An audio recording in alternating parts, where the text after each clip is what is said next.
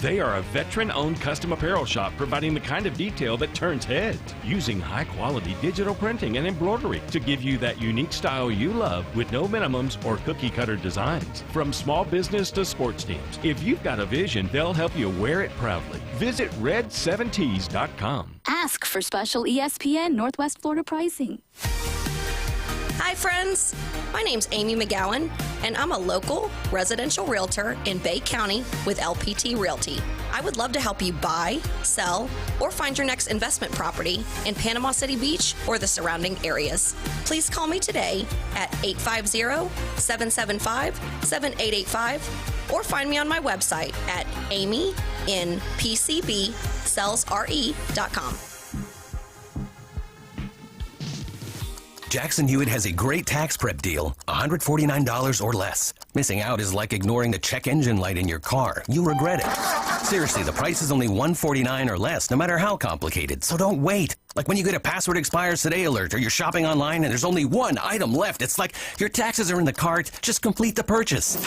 Hurry. This deal for $149 or less is like your phone at 1%. It's about to power down. Limited time offer for new clients on federal returns. Participating locations only. Terms at jacksonhewitt.com/149. WGSX Lynn Haven, WVLQ Port St. John. ESPN Northwest Florida. 5, 4, 3, 2. Stand by. On my mark. You survived the workday. Now survive the truth. Don't you want to have the best 12 teams in college football playing each other? It's time for the hardest hitting 2 hours on the Panhandle. I love it. You're coming through. You got it, baby. Now into the huddle with Paul Wilson on the Sports Blitz. It is a joyous day. I love your show. From the Emerald Coast to the edge of the atmosphere. You gentlemen lift us up every day. 104.3 ESPN Northwest Florida. What it do, people? It's the homie Lil Cash. Right now you tuned in with Paul Wilson on the Sports Blitz. 104.3 ESPN, Northwest Florida. The hottest sports show in the South. Let's go. It's Lil Cash with another hit with Paul Wilson on the Sports Blitz. Where they talk trash and they talk ish. When it comes to sports, man, they too legit. It's 104.3 ESPN. If you love sports, better chime in. NFL, college, local sports, they got it. NBA, they got it. Sports Blitz, the topic. The show hottest wasabi. Better tune in and go watch it. Hey, Sports Blitz with Paul Wilson. If you even tried, you can't stop it. Bone Crusher gon' pop it. No Jeff gon' pop it. Go like, comment, subscribe, and share right now. It's Thursday, and you're listening to the Sports Blitz with Paul Wilson right here, 104.3 ESPN Northwest Florida, your spot for college basketball. And we are about to start back up again, and it is awesome day here in Panama City Beach. Don't forget, if you want to call in, text in on the Red 7T's phone line, 850-215-6290, the Red 7T's line, your spot for all things custom apparel right here in the Panhandle. Like I said, we are starting tonight. The games are going to be right back off the top. And as always, on a Thursday, got Jeffro in the house. Jeffrey, how you doing today? I'm doing pretty good. I'm ready for some basketball. You are ready for basketball. And Bone Crusher, how are you doing today? You ready? War Eagle. What? Oh, my gosh. He's talking about the War Eagle basketball team playing the NIT last night, the NIT. How could a Georgia fan even mention that? I know. He's just pushing it for Auburn. We're the affiliate of Auburn basketball. So, I mean, you got to do what you got to do. But either way, Auburn's going to the Final Four in the NIT. So, does that make Stephen Pearl, does that help his job at all? Or is that just like... Oh, so they're playing a bunch of non-Power 4 teams because all the other Power 4 teams said, we're not interested. Yeah. So, no, it's no street cred. Sorry. You're the little school dominator. Okay. Well, I guess. Who are they playing? I don't even know. It's Illinois State. Okay. Illinois State. Yeah. Not the real Illinois, but the Illinois State. Yeah, Illinois State. Okay. Yeah. All right. Do you even know their mascot? The John Malkoviches. Okay. Sounds good. So we're going to start the show off a little bit different. You guys, a lot of times we go right into the show. So I want to ask you guys, and you guys will get an answer to this. All of these guys in their prime, okay? All of these guys in their prime. If you want to chime in, you can check us out on Facebook. You can put who you think, or you can call in and give us your idea of who you think, all right? In their prime. Now, with that being said, these are also characters. So the character they played or the real person that they are, all right? So either way, you'll get what I'm saying here in just a minute. So in their prime, who wins? Rambo, Chuck Norris, Bruce Lee, Mike Tyson, the Predator, Arnold Schwarzenegger, Muhammad Ali, The Rock in Baywatch, Steven Seagal in all 50 of his martial art movies, and Jean-Claude Van Damme in all of his splits. So you got Rambo, you got Bruce Lee, you got Chuck Norris, you got Mike Tyson, Arnold Schwarzenegger as the Predator, Muhammad Ali, The Rock, Steven Seagal, or Jean-Claude Van Damme. Out of all those, there's two that pop out, and you know, it's just because the whole martial arts, it's so much quicker. Yeah. That Mike Tyson won't be able to even land a punch. And so you're knocking him out. with it. Yeah, so Mike Tyson's out, He's out, even with him being able to bite the ear. I mean, if he could get close enough. No, he won't get close enough because it's too short. All right. I just don't know enough about. So are you throwing out Muhammad Ali then because he can't get close either? Are you kidding me? So he's floating like a butterfly right up out the gym. Okay, so he's gone. But I don't know whether I need to give respect to Bruce Lee or give it to Chuck Norris, because I know Chuck Norris had like a bunch of titles. So Jean-Claude and Steven Seagal. Oh, no. Come on, Did you see how Steven Seagal used to like just... Okay, give me Rambo with the machine gun. He would just like touch their hands with his hands and boop, boop, boop, boop, boop, break their arm. If Rambo has a machine gun, he wins, but otherwise it's Bruce Lee is in second. So Bruce Lee is your pick after Rambo I'm gets not the sure if M80. Rambo has a machine gun, so if Rambo has He's a got machine that gun, long survivor knife. Ooh. That knife was... It wouldn't matter. He'd have to throw it at Bruce Lee, and Bruce Lee would dodge it. Yeah, this is hand-to-hand combat. So let me ask you this. As a kid, obviously you watched Rambo. Oh, yeah. Did you ever go to the fair, the flea market, some kind of, store and buy the Rambo replica that had the compass on the top that you could screw it open and it had like the fishing lure in it and the fishing line? How old was I when I did that? I don't know. You're probably 20. I'm just wondering. I mean, I remember when I was like 11 and I went to the Renaissance Fair and got a wooden sword. Yeah. Oh, my God. There was no major weapons that I was purchasing underage at all, ever. Yeah, I mean, so, all right, Bone Crusher, you're up. Yeah, Van Damme won some titles, too. Oh. So Van Damme and Chuck Norris are bona fide martial artists. Bruce Lee, one of a kind. I'll put those in the top three. Boxers are going to have trouble with guys like that. If you put any of these guys in a boxing ring, they're going to lose to the boxer. Right. Mm-hmm. But if you're talking hand-to-hand, but nobody listed The Rock. What if he put The Rock? Can you smell what The Rock is cooking? Folding chair, he's done. This isn't a scripted thing. This isn't like professional wrestling. What do you mean scripted? Professional wrestling isn't scripted. It's real. So you're going with the martial arts guy. So Bruce Lee, I guess, or Chuck Norris? Who you got? He threw Van Damme in there. And Van Damme, yeah. I mean, he's got splits for days. I think he can still do a split at 70. Well, personal favorite, Bruce Lee. Bruce Lee. So y'all both went Bruce Lee. Yeah. So as long as Rambo does not have a machine gun. Yeah. Well, I'm gonna just step out there, and because he recently just passed away, give me Chuck Norris. I mean, all the jokes about Chuck Norris, cheating death and all that stuff, and so give me Chuck Norris. I mean, obviously they were in a movie together. And I think Bruce Lee ended up winning. It was the Dragon. I think he won in the movie, but we all know that wasn't real, that Chuck Norris was a real deal. Talking about Chuck Norris and Bruce Lee, when they talked about doing that movie, they didn't come in and practice. Oh, yeah. They just did it. Because they both were so good and professional, they were like, hey, let's do some, whatever they call it, and boop, boop, boop, boop, or whatever. Yeah. So I mean, they know so much about it. So that's pretty good. I thought maybe you would go with Mike Tyson because you always talk about Mike Tyson as being one of the greatest of all time, and that was your guy and all that, But you still. I should have brought in. Don't get me started on Tyson. I should have brought in Manny Pacquiao.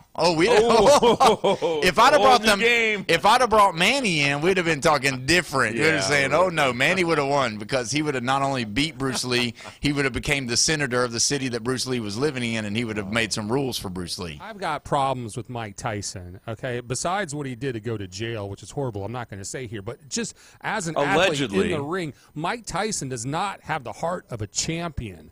Mike Tyson has the heart of a murderer and a bully. He won his fights in the beginning of his career because he was just so vicious. When he got to the end of his career, you know how he finished his career? Sitting down on the stool, quitting. He does not have heart. He does not fight like a champ. Don't give me any Mike Tyson. He has rage is what he has. Rage. And did he lose to Jake Paul? Yeah. Okay, so there you go. That's his last fight. He lost to Jake Paul. What was he, 58 or 59? Yeah. I don't know. So now we really know how to get Bone Crusher going, talk about how great of a boxer Mike Tyson is. So there you go. So we got the March Madness going tonight, and we're going to be talking to, don't forget, we're going to be talking to Coach Lane Blue because the Gulf Coast State Commodores won again, and they are going to the Final Four tomorrow as a 14 seed. That's what's crazy. Nothing. Well, that's awesome. Okay, so wait a minute. 14 plays a 3. Oh, and that's why they're playing a 2. They're playing the 2. They played a 3, a 6, and now a 2. Okay. Now I understand how it like that. None of that even mattered to me. They won the game that was in front of them. They're headed to the Final Four. Well, if you're a 14 and you beat a 3 and then a 6, that's impressive. That's very impressive. Yeah, so I'm so excited. We're going to talk to him at the top of the hour. It's going to be an exciting time. So tonight we've got the games that are going to be lined up, and I'm pretty excited about them. The only problem with tonight's games is what to you? It's just so late. Yeah. 9:05 is and those are the good games. Yeah, 9:05 is supposedly the straight-up tip-off. Obviously, we're hoping for it to, and then 8:45 is Arizona-Arkansas on CBS. Yeah, just don't tell Brian Elston of Lone Star Boil House because the opening game is Texas versus Purdue. Yeah. And he just, he loves his Longhorns. Yeah, and I'm not sure if he's going to be able to call in today because he's busy making preparations for this game. So if he does call in, Bone Crusher, let me know because I know that the crawfish is boiling for sure already, and they're all excited and all pumped up about it. So let's look at the first game. We got Texas and Purdue tonight. Obviously we've talked about Texas being the Cinderella, or at least I've called them Cinderella. You called them the ugly stepsisters. What do you think they have to do to survive against Purdue? Well, they have to run up and down the court and not give up on rebounds because, Purdue's fast, right? No, not really. Oh, okay. Purdue plays a little bit more like what you would expect in the Big Ten, and Texas is more of the upbeat, fast, less run and gun. And they've got some good players. When you look at Texas, how big of a chance do you think they've got in this game coming up? I think the spread moved from 7.5 to 8.5. So it did move? Yeah. Did any of the other ones move? No, the Arizona, Arkansas stayed at the 8.5. And then, let me see. What's the 1.5? Yeah, the 1.5 was the Duke and no, Nebraska, Iowa. That stayed, and so did Houston's 2.5 on Illinois, which is surprising that Houston's only at 2.5 because they're playing at home. Yeah. Well, not at home, but in their home city. Yeah, they are in their home city. Yeah. That's going to make a big deal. When you look at San Jose, do you think the Arkansas faithful are going to travel very well for this one? Yeah. They've been waiting for success. And they've had baseball success. Don't get me wrong. They really gave a lot of teams a hustle numerous years.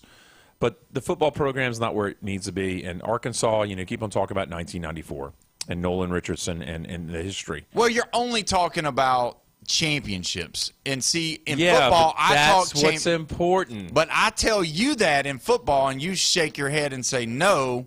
But in basketball, you're telling me now that it's all about the championships. Yeah, because nobody really remembers. Oh, that team was in the Final Four. Yeah, they do when you're not a blue blood. Because is Arkansas a blue blood? We didn't never really say. No, they're not. You don't think so? Oh, heck no. No. At all? No, they are not top 12 in the blue blood conversation. They're not. Give me your blue bloods because we got to revisit this because I don't really know because when you look at these schools and what they do. Obviously, UCLA, Kentucky, and North Carolina are 1, 2, 3. Mm-hmm. You would probably put Duke above maybe one of those teams. I don't know. But Duke is on the outside, and then you have UConn. So that's 4, 5, right? So that's 5. After that, I'd have to look up and think about. Oh, Kansas, obviously. That's 6. That's a lock on the top 6 right there. Nobody's touching those top 6. What do you how do you determine that? Is it history? Yes. Is it championships? Is it wins? Is it tournament berths? Is it Final Four berths? Elite 8 berths? Tournament runs. You have to have tournament runs. Multiple over a long period of time. And see, that's the problem with Florida. The history doesn't go back that far. You have that 07, 08 titles. Before that, what were you doing for me? And that's the reason why Indiana is in the conversation is because they have that long history. They have that nostalgia of the past. But they haven't won a Big Ten title in like 10 or 11 years. Well, and that's a problem. Okay, so I'm gonna shock you a little bit, okay? So I looked it up because I wanted to talk about this today. The top 5 winningest basketball schools in each decade. Okay, so a 10-year span. All right, so I'm going to start with the 90s. All right, if that's okay. You know what? Just for the sake of I'll do the 80s for you. Yeah, let's do the 80s. All right, so the 80s, 283 wins for the 80s goes to UNLV. Wow. Okay, yeah, you're going to be shocked. This whole list is going to shock you. Okay, because I would have guessed Indiana and Louisville. Okay. Would have been the top 2 in Number 80s. 2 at 281 wins, North Carolina. Okay. Third, 267 wins, Georgetown. Oh, yeah. Well, yeah, Georgetown. This is going to shock you. Ready? 257 wins, Oklahoma. Oh. And then 244 wins to round out the top 5, Louisville. Okay, yeah. I knew Louisville being. So we get to the 90s. Okay, so who did you not hear in the 80s? You didn't hear Duke. Oh, yeah. You didn't hear Kansas. You didn't hear UK. Or UCLA. Or Michigan State. None of those teams that you've named. Yeah. 90s. 291, UK. Yeah, I believe that. All right. 280, Kansas. Duke's next. 271, Duke. Yeah. 271, North Carolina. So tied. 258, Arizona. Oh, yeah. Now we go to the 2000s. 297, Duke. 291, Kansas. Yeah. 276, Memphis. Okay, Memphis has no titles. 2000s. That means from 2000 to 2009. Yep. Yeah. 265, Gonzaga. Here's the shocker. Again, no 264, Pitt. Ugh. You'd have never guessed that in your life. I would have never guessed Pitt. All right, 2010s. So that runs 2010 to 2019 with 308 wins in that year span. 308? Yeah. That's a lot. Gonzaga. Oh, wow. So that's 2 years in a row. Yeah. Okay, let's go go I didn't back. mention the wins. Let's get back. Let's get back to the 2000s. No UK. And no Arizona. No North Carolina. Is there a Duke? No Mississippi. No Michigan State. All right. Yeah. So we're still in the 2010s. Kansas at 299. 295 UK. Okay. 289 Duke. Yeah. Shocker. Literally. The next one's a shocker? Literally. Butler. 278 No, the Shockers. Wichita State? Oh, my God. Yeah. I was like, you were giving me, I thought you were saying, this is going to shock you. Yeah, and no. I was thinking Butler. Literally Shockers. Literally Shockers. Yeah. All right, so now we're in the 20s. All right, now obviously we're only at 2025, so these numbers are going to be a little bit lower. Now, I'm going to guess that there's a team in there that we haven't talked about in those other 4 decades. We'll see. That's going to come in here. All right. And it's one that we haven't talked about. Okay. And it's Houston. Okay. At number 1, 190 wins, Houston. Oh, okay. See? So there you go. You got it. go. All right, can you name any of the other teams? I don't know if I want to. I'm going to have to say Duke. Duke is third at 168. Gonzaga. Gonzaga is second at 174. Fourth. I don't want to say Kentucky. I'm not sure if I should say Florida. I'm going to say Michigan State. Michigan State is not on the list of top 5. Dang it. Who's been winning? I'll give you an easy hint because we're going to hurry up a little bit. Oh, okay. They're both in the Sweet 16. Purdue. Purdue is 5th at 163. So I'm missing 4th. And they're tied with this number 4 team. Iowa State. No. UConn. No. Oh. It's Arizona at 163. Okay, I'll believe that. So realistically, okay, so I'm knocking off the Gonzaga and the Wichita State right off the bat. I'll tell you right now, no. Wichita State is a definite no. Oh, yeah. They're not a blue blood. Gonzaga is too. No titles. I don't see how if you Memphis, forget it. If you can only Memphis is out, but if you can only you've got to look at what's successful, what's blue blood, because when's the last time Kansas has won? When's the last time Arizona has won? When's the last time Louisville has won? When's the last time UK has won? But you're still calling UK a blue blood. When's the last time? 2012, right? Wait, who is this? UK. UK? Oh, no. UK has all these titles and these Final Fours. Oh, my God. And wins? I mean, come on, no. UK is actually where the name came from. They were the original blue blood. Okay. And then, of course, you have to talk about UCLA and North Carolina in that same conversation. That's the 1, 2, 3 right there. Duke is the 4th. I can't. For me, it's hard because John Wooden was so far earlier than my life. But the fact that they actually won one in the 90s makes them a bit more relevant. Where Indiana hasn't won one since, 87? That is like the Notre Dame of basketball. Yeah, but they still, but still, Notre Dame is like a 10-win season every year. They're winning games. They're going to major bowl games. They played for the national championship 2 years ago. 2 years.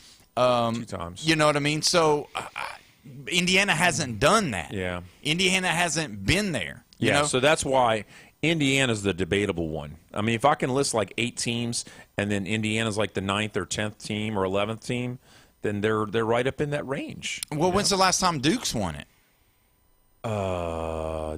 Recently, haven't they? This decade. Have they? Yeah. We'll have to look it up when we go to the break. But we're going to come back, and we're going to talk more about the tournament, the madness that's going on right here at 104.3 ESPN Northwest Florida.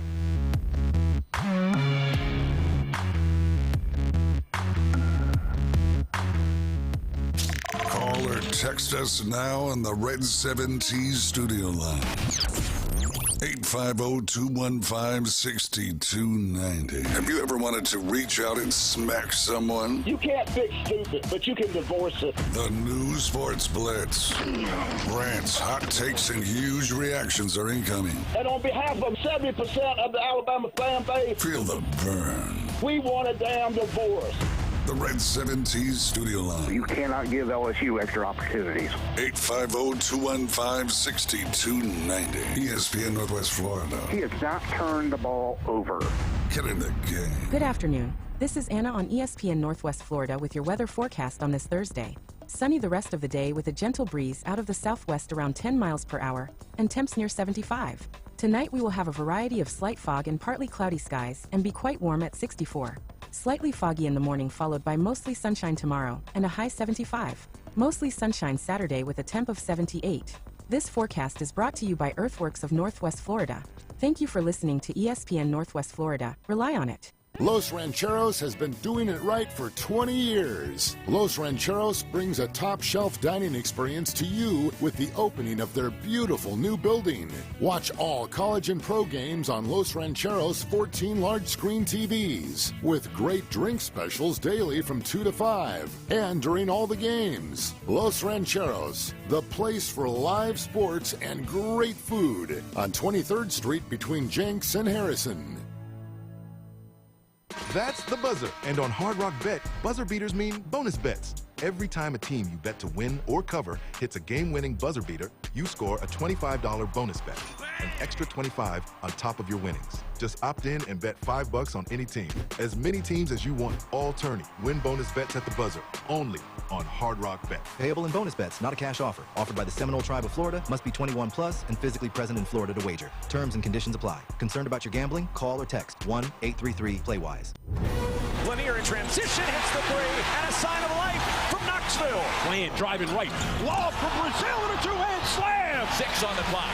Now with 5. He drives on Maddox. Right elbow with 3. Spins to the foul line. Jumper up and it rattles in at the buzzer. Don't miss any of this year's action on the road to the Final Four with Westwood One's exclusive coverage of the men's NCAA tournaments. Listen live exclusively on 104.3 ESPN Northwest Florida and the ESPN Northwest Florida app.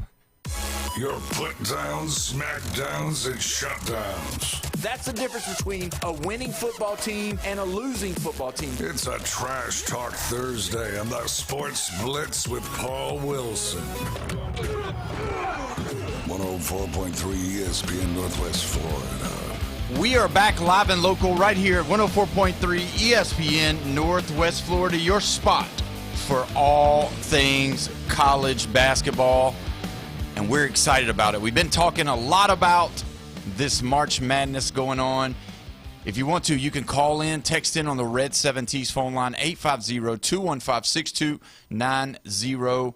We can definitely take your calls and ready to see what you think about all of this stuff that we're talking about. Now, I'm going to shock your mind a little bit more with these statistics because – you know, we always talk about the Blue Bloods, and yeah, usually you're thinking Duke, North Carolina, Indiana, University of Kentucky. And from there, after those 4, for me, is it Michigan State? Is it, you know, what Izzo has done? Is it this one? Is it that one? I don't think you understand the dominance that UCLA has that they'll never get matched again. It'll never get matched again. It'll never happen again. I get all that. Never. But I'm just saying they don't get the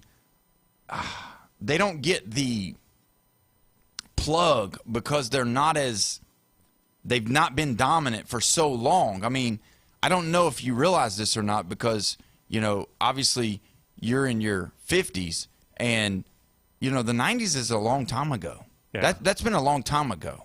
I mean, if you were to go to the Martin Luther King Jr. rec in Panama City and stop all the kids and say, I'll give $100 to anybody that can tell me who Ed O'Bannon is and where he played basketball. Yeah. Nobody in the building that is playing basketball would know. And you know, before they won that title, I'll tell you right now, growing up where I grew up, not basketball country, the 2 most college jerseys that you would see around for basketball jerseys was North Carolina and UCLA. Yeah. I'm telling you. North Carolina by far, though. North Carolina was the most popular, especially when the Jordan hit, when all that kind of when that went away. Want to read something off the Red 7T's phone line regarding in their prime. I'm old enough to witness and enjoy all. Trust me, I witnessed. Bone Crusher, you ready for this? I know this is going to hurt you a little bit. I witnessed Tyson in his prime. His uppercut put people out in his prime. No question about it. That's from Mr. Ed. Mr. Ed's right. Mr. Ed's right. I mean, in his prime, Tyson was a beast. He was one of the best ever. Yeah. Still don't like him, and he's not a champion. in besides those belts, he doesn't fight like a champ. Yeah. But Chuck Norris, his uppercut of a horse actually invented a giraffe. I have no idea what you just said. No, come on. It's just a joke. It's I one of get those Chuck Norris things. Like Yeah. he died, but now he's okay. He'll be he'll be here all week, guys. Yes, I will. Especially on Saturday by himself in the studio telling jokes live. Yeah. Old dad jokes. So let's look at it again. We're talking about the Blue Bloods. We're talking about this March Madness, all of the stuff. Let's go with the most all-time national Final Four appearances.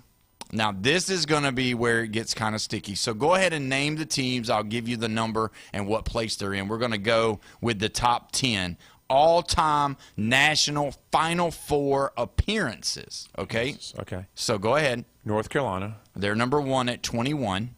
Kentucky. Kentucky is number 7 at 17. Okay, that's a little surprising. Mm-hmm. UCLA.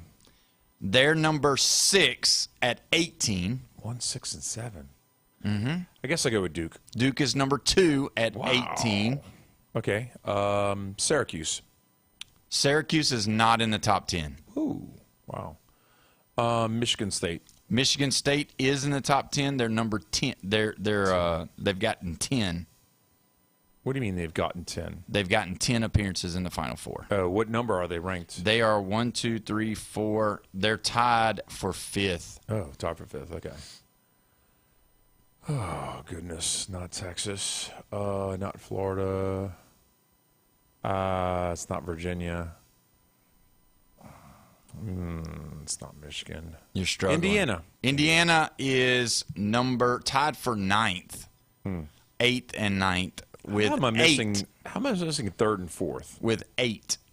How am I missing 3rd and 4th? I have no idea. Kansas. Kansas is 3rd. Okay, so missing 4th. All right. It's not Georgetown. And I already said Syracuse. I don't even know where to go from that point.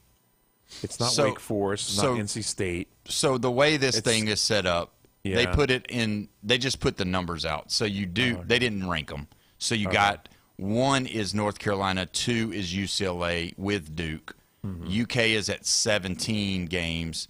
That's number 3. Number 4 is Kansas, and then number 8 and 9 is Iowa, or not Iowa, Indiana. Indiana. Okay. Yeah. Okay. Indiana. So you're missing 3 names. All right. You still got 3 left. It's not Boston College. Boston College? Yeah, You can't think right now? Well, no, I'm trying to think of the Big East schools, and it's not Seton Hall or Providence. These schools are way out. I mean, I don't even know what it's not. I mean, it's not Michigan or Ohio State. 2 of them are in the tournament right now still. Arizona. Nope. What? No, Arizona's not in there. Houston? Nope, Houston's not in there. I don't even know where to go. Yeah, you should. No, it can't be Arkansas. It's not Arkansas. It's not Texas. No, it's not Texas. It's Michigan State. Michigan State. They've got 10, so they've tied with Ohio. They're number. Yeah, they're number 8. And I said UConn. No, you didn't say UConn. UConn's 10th. Okay. With 7. Yeah. So you'll never get this other school in a million years, even if you were to sit here and wait. So you've got all 9. Okay. So tied with San Francisco. No, tied with Michigan State. Oh. Okay. At number 7 and 8. Ohio State. Oh, really? Yeah. Wow. 10 trips. You know what that is? To the Final Four. The equivalent for that in football is Minnesota. No, it's not. Yes. Minnesota's never made it to the college football playoff, let alone Yeah. making it to the Final Four. It is like Tennessee. Multiple national titles in the 50s. So forgotten that you won't even guess them. Yeah, you won't guess them. You won't guess them. And that's what Ohio State is for basketball. Yeah. You would never guess them, not in a million years. I mentioned them, but I said, oh, it's not Ohio State. I actually said that statement. Yeah. That's how much I didn't believe it was Ohio State. Well, I just wanted to go through that to kind of show you something else that's a little funny. So, obviously, you called the game between Nebraska and Iowa the Battle of the Corn. Battle of the Corn. Yeah. So with that being said, let's look at it. So who has the most corn fields out of all the 16 teams? Who has more corn than all of in all of the 16? Iowa State is obviously a tie. Right? They're going to be a tie. They're going to be a tie. Yep. And then you've got the other ties that are coming up. You're going to have a tie with Michigan and Michigan State, right? Because they're in both in Michigan. Okay. Yeah. So you're going to go. Who are you going to go first? Who's got the most corn? Is it Iowa and Iowa State, or is it? I'm going to go Iowa. Nebraska. I'm going to go Iowa. Iowa has 2.8 billion corn fields or acres of corn or whatever it is. All right. Who's in second place? Nebraska. Nebraska is not the next school that has more corn.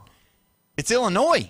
Illinois. Okay. Illinois has more corn than Nebraska, and Nebraska's called the Cornhuskers. Who's going around counting corn? So Purdue's next, and then the Michigan's next. Oh, all right. Wow. 1.1. Okay, I'm surprised about the Michigan. 1.1 billion corn in Purdue, 358 million in Michigan, 250 million in Texas and Houston because the state's Texas. Can you name the two that doesn't have any corn in their state at all? Connecticut. Connecticut, which is UConn. That's right. Oh, shoot. Who is left up in here? I'm thinking it's going to be something out west. I'm going to say Arizona. And it's Arizona. Oh, That's wow. correct. Okay. Wow. So Alabama's at 56 million. St. John's is at 84 million. Duke's at 131 million. Arkansas's at 140 million. And Tennessee is at 152 million. So there you go for all you corn-loving people. Okay. That's a little stretch for Jeffrey to I got understand. one for both of y'all. What's better, corn or potatoes? Potatoes. I didn't hear an answer from potatoes. Wow, from Bone Crusher. That's a tough one, man. You're potatoes? potatoes? I guess I'll go with potatoes. Yeah, okay. My Irish Just check background. Yeah. Because let me tell you meet people from Iowa. No, man. They're about corn. Well, Christopher Multicante said, can you get me a job with the corn counting census? So, yeah, that'd be a really good job. I mean, pretty easy. You know, it's the #1 producer of sugar. What's that? Florida. Oh, wow. Yeah, Florida's the #1 producer of sugar. All right. So when you look at these games tonight, you look at the way that each team is trying to impose what they like to do. Yeah. What do you think is the key for, let's go with the first game with Texas and Purdue, because obviously you got two different styles. You got one that's more of a run and gun, fast-paced, let's get points on the board. Texas, who's played in the SEC all this year, who's trying to get them to the place to where it's a higher scoring game. It bids well for Purdue to have a lower scoring game. They've got some scores. They've got great offense, and they do pretty good in the paint. Well, why not have Texas just try and do like a lightning fast, aggressive offense where they're going to have to run Purdue like into the ground, like they're going to have all their fresh feet just running and gunning and going. Yeah, Purdue's got to have. I don't want to say open shots, but I want to lean towards the open shots on the outside to where, I mean, they don't have Edey anymore, right? They don't have the big guy in the middle. But this is a testament to that coach's abilities. I mean, the fact that he doesn't have the big guy any longer. But, I mean, when you look at how good Texas has been, beating teams that they're not supposed to beat, being where they're not supposed to be, Sean Miller being a coach that was at Arizona, he was at Xavier, he knows how to coach basketball. Do you still give the edge to Purdue, even though they're the higher-ranked team? Yes, and to be honest with you, okay, so they won the first 4 game, whatever. That's just – we're not even going to talk about that. I mean, North Carolina State was a good team, though. You had BYU, and you convinced me that BYU was one of the teams, and then Texas took them out. And then I watched more intently on Texas, And the way they beat Gonzaga, it was like they knew they belonged there. And it was like a different type of swagger. And it was a different team. I just did not think that they were them like that. And now I'm believing in them, but just not against Purdue. Really? See, that would be for me, not only Iowa, but also Purdue, because I think they're the same team. Oh. They looked like the same team to me. Wow. I mean, not because it's a bunch of white dudes, but I'm just saying because they look the same. They play the same. They play the same pace. They do the same things that try to hurt you. But either way, we're going to go ahead and go to the Red 17s phone line. We got Big Nate on the line. Nate, how you doing today, buddy? I guess Nate's gone. But yeah, I think that's how it really works when you look at how good Purdue has been, enough that they're got a 2 seed. So and they look good in their conference tournament. So yeah, who knows? How can you just say they're not going to win because Texas hasn't been a team that's been there. Yeah. So I'm pushing that Texas is probably going to win this game. I know that Brian Austin is going to be crazy. So either way, we'll get him on the phone hopefully. Big Nate, are you there, my friend? I am here, Paul. Thank you so much. You're welcome. So you guys are talking about corn. Yeah. Not to make it a political rant, but corn production has increased in America due to subsidies to the farmers because of ethanol production. Yeah. So Nebraska at one point was the highest, but other states had to follow suit, other farmers, which cut into the soybean crops, it cut into the wheat crops, it cut into everything else because corn became so prevalent in the production of what's going on, and they just hadn't. There's just less farmers now that are making other things other than corn. And you can't digest corn, right? No, you can, but it has to be processed beforehand. Okay, all right. The profit margins on you corn. eat corn tortillas. That's true. Unless you mill the corn into flour to put it into something, it's not. The husk is not digestible. And the only reason I know this is because I have a cousin who he teaches at Oregon State University. He's a professor there, has been for Professor of corn. That's a great job. He has a Nobel Peace Prize in genetically altering rice. Wow. Yes, because he was able to genetically engineer rice to grow in arid countries. You have to give respect to those guys. They're smart. It's more like Dr. Corn. Right. Well, Dr. Rice, actually. So, I mean, let's get it right. Well, it's actually Professor Rice. There you go. Dual major. Yeah, that's right. If there's anything I know, it's rice and corn. Well, So he that's just great. retired, and he headed his department for the last 10 years in agriculture at the University, Oregon State University. So there Wow, you go. that's fantastic. Never in a million years, no one would have ever thought that they would be listening to a sports show and we'd be talking about corn. So, Freudian slip.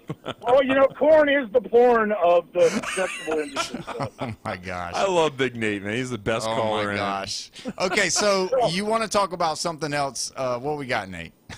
Well, we have the Clemson coach is making major waves Yeah. to try to change the portal system. Yeah. And what he says works in so many ways with all the sports, not just football. Now, when I started following this story, he was talking about the tampering that Ole Miss did with one of the linebackers that they brought in. He was going to school, and then Jake left the school to go to Ole Miss because of the offer. Yes. And a lot of this was predicated because of the agents. Now, personally, I think that the NCAA or the commissioners of each of the different conferences should have a regulatory commission in place that if you're an agent, you have to have credentials of being an agent. You need to have, state law changed that if you're going to represent somebody, just like a lawyer, you have to pass the bar exam for agencies. It makes too much sense because you're getting these people out there that can just basically write agent on their Twitter page and then go and start giving people advice and then sign them on some rinky-dink, NDR or whatever they're going to sign. And now they're trying to make deals for them to go to college and bank that 10, 20, 30%, whatever. You know, at least do something like what they do, like say in Florida here, they have the people that are in charge of the HOA. They're called the CAM. Well, they make you go take a course. They make you get certified. They make you take a test. Do something like that so that you can be legitimate. Real estate people have to have a real estate license. Right. Why wouldn't you make an agency have an agency license? I mean, I have to have a CDL to drive a bus. Yeah. You don't see me out there telling people what they should do with their careers. Right. You know, it doesn't make any sense. Oh, I'm sure you give great advice on those bus rides. Well, actually, I've got one student I'm trying to really get him in the right frame. He's an 8th grader, and he's going to be an excellent football player as long as he puts effort and the time in to develop himself properly. And I'm trying to educate him on what that is. So I used to coach with Sam Adams from the Ravens. Okay. Yeah. And in junior football. But I'm telling you, though, you're right. When you talk about the some kind of qualification, you can't, because, I mean, realistically, we could start the Sports Blitz agency and go represent people and basically steal their money because there's really no regulation on it. I mean, if he signs it and didn't read the small print that says, hey, that we can take 10% off of everything that you do every single time and what we deem necessary, and they not read that, and then the next thing you know, we got 2 or 3 or 5 or 10, and then now we've got all this money coming in, and they're like, oh, well, you make a phone call, or how social media is now. We can call Golden and say, hey, this guy's so good, he's with Clemson, and there you go. I mean, not everybody can be a Bobby Wagner. But then again, Bobby Wagner went to school and taught himself to represent himself. Right. So I think that there needs to be some sort of regulatory system in place to protect these young families, because it affects the family as well. You've got parents that are out there dumping fortunes into the future of a child who may or may not even have the right representation to make it to the right school to represent himself in a way that makes him that productive. Yeah, and you look to at pay back his parents or whatever. Also, if you add into that, you've got a family friend that could be an uncle or a relative that they're trusting this guy and he steals all the money. Come on. Marcus Dupree. It could be a booster that says, "Oh, that's Uncle Hal. He's been following me since I was in 6th grade." Exactly. And he's got deep pockets. There's nothing to protect the player. And that's what really galls me, is that you get these kids who are 18, they have the right to sign whatever contract they want, but they do it out of the urging of somebody in the family, or, the only person I would probably represent would be like, I'd go to my priest and be like, hey, what does God think? That's right. And a good priest would say, well, that's between you and God. There you go. God thinks you should go to Georgia. Right. Exactly. That's right. Nate, Well, there's how do you think Bama got all those Baptists in there? Well, there's a problem with that, Nate, and it was Marcus Dupree, actually. If you look up his whole story and everything, it wasn't just his uncle, but it was his Baptist minister that was involved with him getting, I'm going to use the word pimp. He was pimped out to Oklahoma and then Southern Miss. My goodness. Right. Yeah. Hey, let me ask you a question, and I'm going to go out into your old stomping ground. Dylan Raiola, he went from Nebraska over to Oregon. They were basically kind of guaranteeing him that he would be the backup to Dante Moore. Now they're telling him that he has to compete for the second spot, and there's a chance that he might be transferring again. Well, that is his right to do so, but I don't know what the rules are if he has a city year. Does he have a year of eligibility? No, there's a May May portal that opens up for football. Yep. And so at the end of this semester, he might be transferring to a third school. Yep.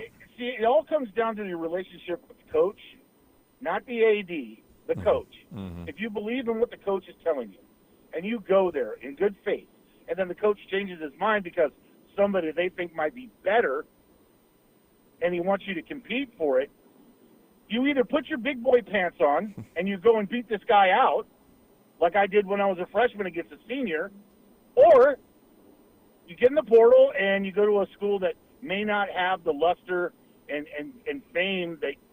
It's all a matter of perspective.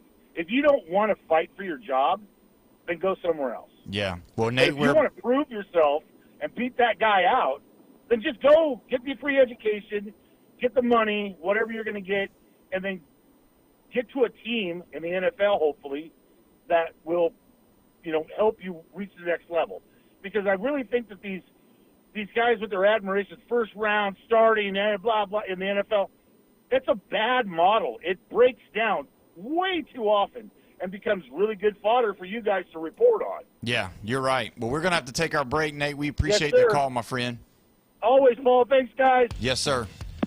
He's right. When we come back, we will finish up this hour talking about basketball. I do want to say something about that portal when we get back. You're listening to the Sports Blitz with Paul Wilson right here, 104.3 ESPN, Northwest Florida.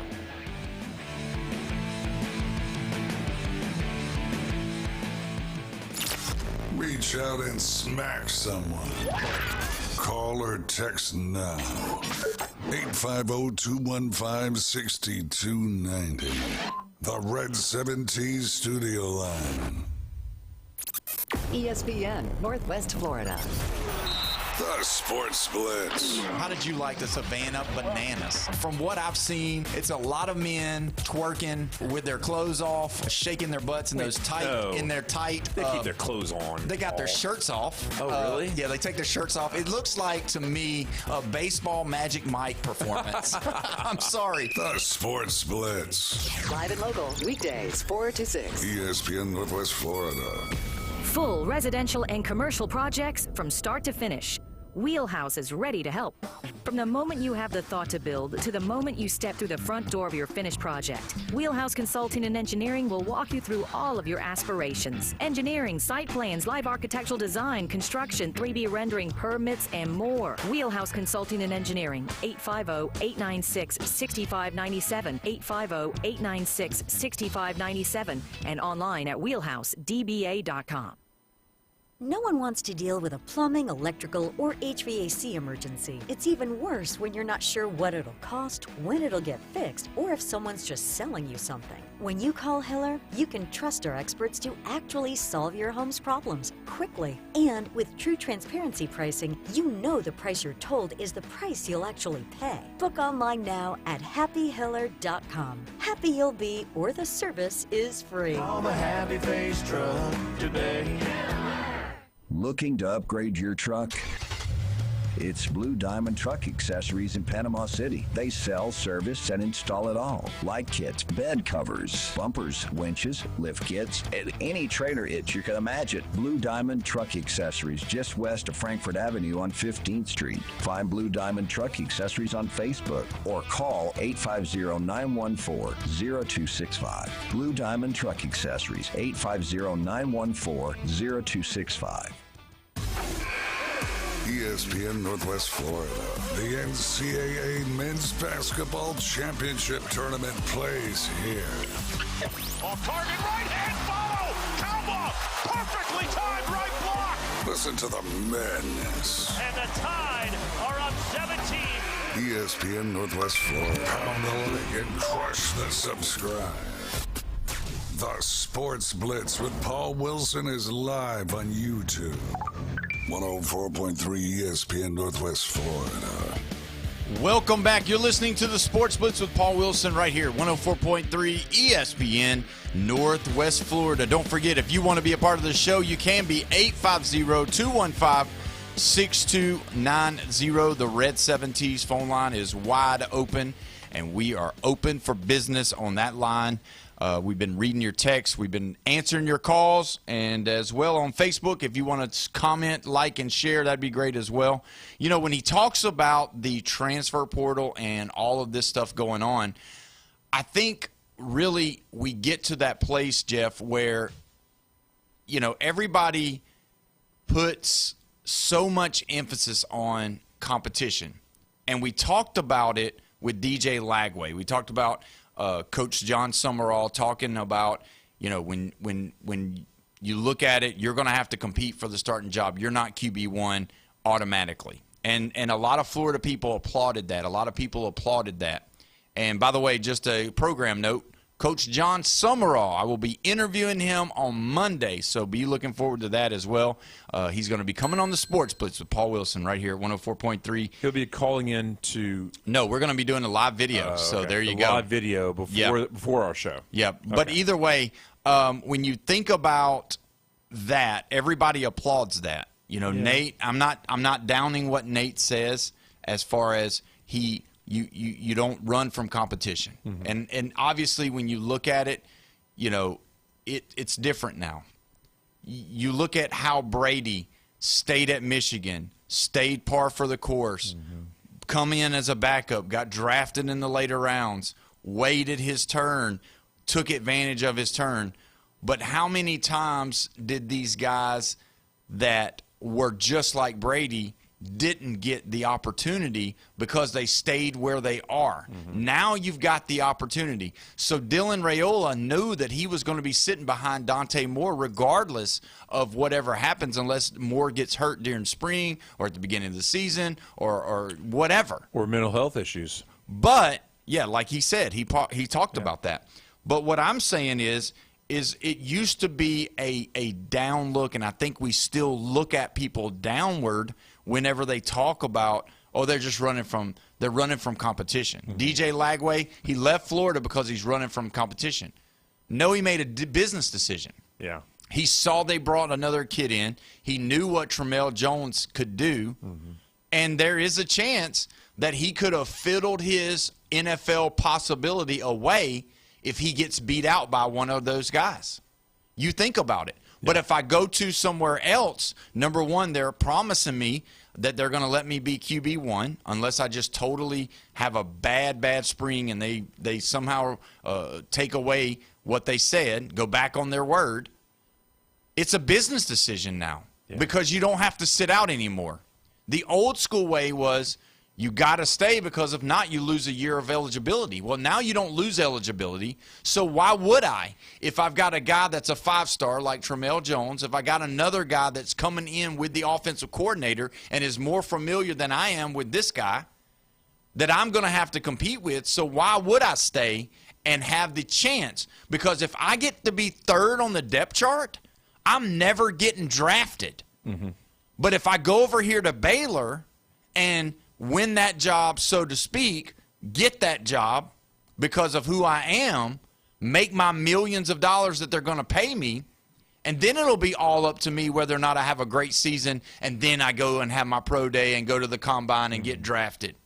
But if I stay and I don't know, that's a bad business move. Why would you stay for competition? I'm going to stay, and I'm not talking about what Nate said or anybody that's ever called. I'm going to stay, and I'm going to compete. That's what you want out of your QB1 is competing. Yeah, you do. You really do. But you also, as a person, you got to look at your situation and say, hey, man, I've got two guys over here that could possibly beat me out. No matter what, if I try hard. What if they already given the one guy the leg up and I don't know it? Yeah, I'm leaving. I'm going to go play Division I football somewhere else. Baylor's a great place for me. It's in Texas. RG3's already won the Heisman, first-round draft pick out of Baylor, so it can happen. So I'm going to go somewhere where I get a chance to do that. Name any other quarterback that's at Baylor right now. Exactly, you can't. But you can name two quarterbacks, Philo and Jones, at Florida. 3. Right. You ready for the third one? Yeah. He just transferred to Florida, supposedly. And he's the portal king. I think he's setting records at how many different teams you can play for. TJ Finley is at Florida after LSU, Auburn, some school in Texas. I mean, the guy's been all over the world. But I'm saying, back to my point, don't you agree with that now that you started thinking about it? It's not that you're running. If one of the guys that's at Alabama right now, if one of them after spring training, they name a QB1 and they say, you're QB1, you're the backup. If that other guy leaves, I'm not saying that guy's not successful. No. I'm saying that guy's going to make a business decision. Yeah. Jalen Hurts. He doesn't see a future. He doesn't see a future. Jalen Hurts is a great example. He went to Oklahoma, got drafted lower than Tua did, but he's still a quarterback starting, and he won a Super Bowl. Spencer Rattler. Yeah.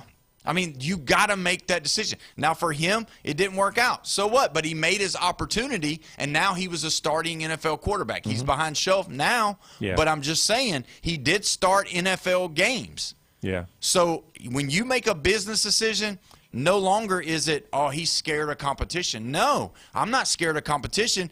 I just can see the future that I have a better shot somewhere else, so that's where I'm going. So every time I hear the whole competition thing, and it always makes me go to DJ because obviously we're here and we talk a lot about Florida football. Yeah. We see that Florida, they open the competition up, and do you really want to be locked in holding a clipboard in college when your years are getting used up and there's a chance that you could be, the best passer, maybe more touchdowns and yards in your conference. Yeah. I mean, that's a big deal. The Notre Dame quarterback transferred to Kentucky. Mm-hmm. Sam Leavitt was considering Kentucky, Tennessee before LSU. Right. But he had to say, okay, well, not only is LSU kind of guaranteeing me the job, but they have 2 Heisman Trophy winners in the last 7 years. But you got Lane Kiffin, who's the biggest name in college football. Yeah. So there you go. But either way, when we come back, we're going to have Coach Lane Blue on the line in Hutchinson, Kansas. Final 4 Gulf Coast State Commodores. You're listening to the Sports Blitz with Paul Wilson at 104.3 ESPN, Northwest Florida.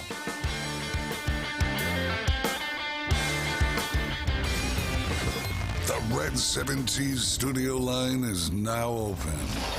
850-215-6290. The bracket is busted and the underdogs are hungry. Tonight, the madness returns.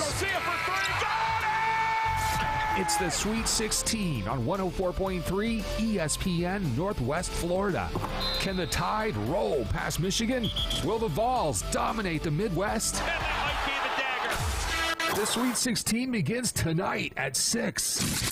On your home for March Madness, 104.3 ESPN Northwest Florida. This is Joanna with ESPN Northwest Florida. Here is your weather forecast on this Thursday evening. As we head into tonight, partly cloudy skies and a low of 64 with a very light wind.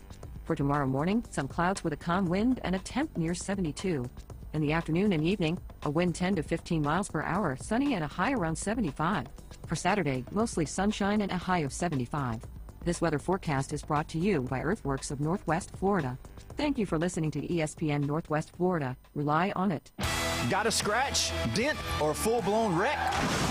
Bring it to Recommended Collision Center in Panama City. From small scratches to all-over paint jobs, from fender benders to major collisions, it's Recommended Collision Center. They work with all insurance companies and offer customer pay options too. A family-owned collision center that takes pride in top-quality repairs, friendly service, quick drop-offs, and a fast turnaround. So when life throws you a wreck, they'll help you get amended. Recommended Collision Center, 1329 Jinx Avenue, Panama City. Reliable Copy Products is proud to be the exclusive dealer in Northwest Florida for Kyocera office equipment. Reliable Copy Products has been committed to providing professional, personalized service for the last 35 years. They understand that the right equipment does not always fall within today's budget requirements, so they offer several options for the equipment you need today for the growth you expect tomorrow. Call James Smothers at 784-6601. 784-6601. Reliable Copy Products on Harrison Avenue, just north of Bay High School.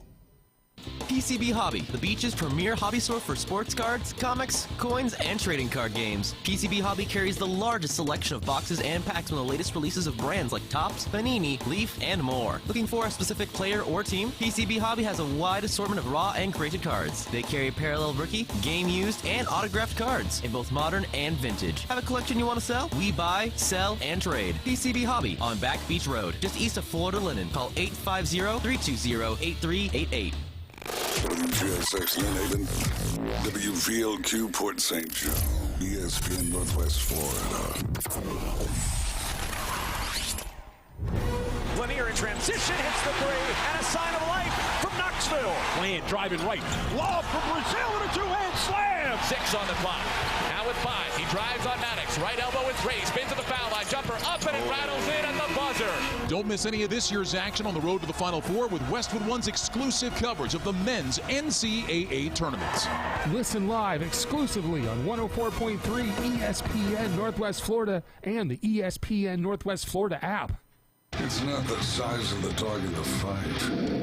It's the size of the fight in the dog. Now. The Sports Blitz with Paul Wilson on ESPN Northwest Florida. What it do, people? It's the homie Lil Cash. Right now you tuned in with Paul Wilson on the Sports Blitz. 104.3 ESPN, Northwest Florida. The hottest sports show in the South. Let's go. It's Lil Cash with another hit with Paul Wilson on the Sports Blitz. Where they talk trash and they talk ish. When it comes to sports, man, they too legit. It's 104.3 ESPN. If you love sports, better chime in. NFL, college, local sports, they got it. NBA, they got it. Sports Blitz, the topic. The show hottest was sabi. Better tune in and go watch it. Sports Blitz with Paul Wilson. If you even tried, you can't stop it. Bone Crusher gon' pop it. No Jeff gon' pop it. Go like, comment, subscribe, and share. Right now. We are back and stronger than ever. It's 5 o'clock on this Thursday, and you're listening to the Sports Blitz with Paul Wilson at 104.3 ESPN Northwest Florida. Don't forget, you can call in, you can text in on the Red 7T's phone line, 850-215-6290. We are pumped up in here. We got Jeffrey here, we got Bone Crusher here, and now we are joined by the head basketball coach of the Gulf Coast State Commodores, who is now going to the Final Four tomorrow night. And we are excited. Coach Blue, how are you doing today, my friend?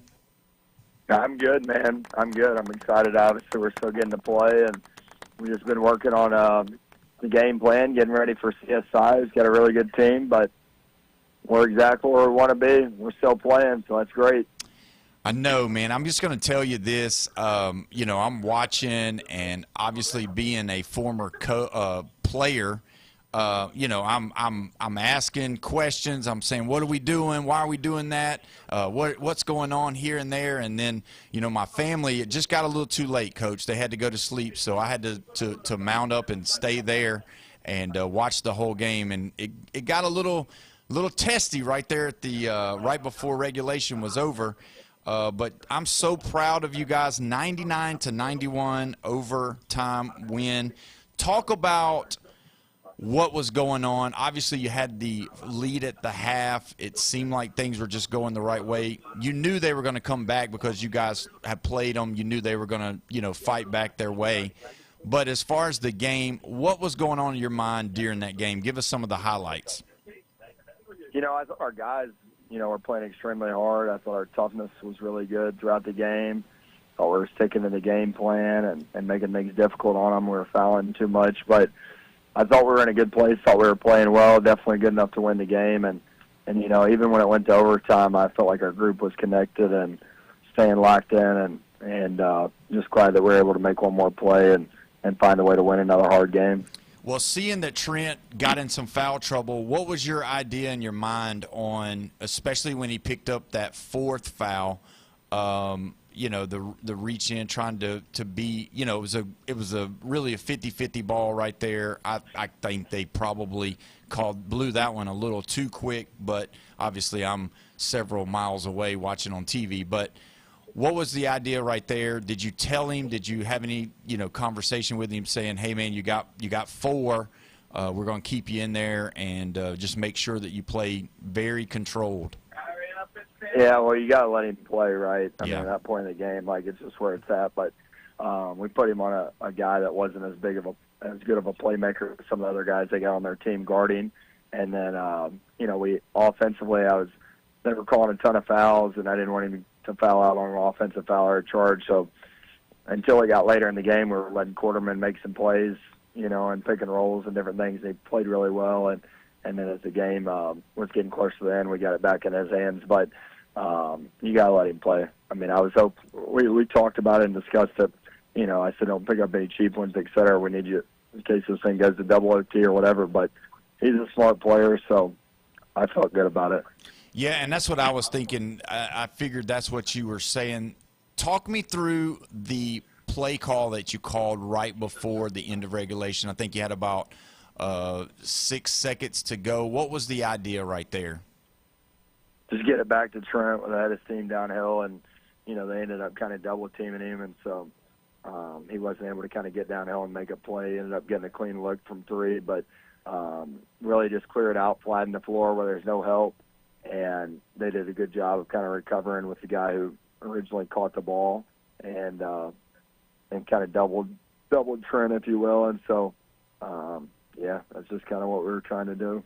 Did you feel like in this game that there was a little bit of more tightness called as far as the refs go? I mean, obviously, I'm not going to blame anything on the referees because it's just what it is.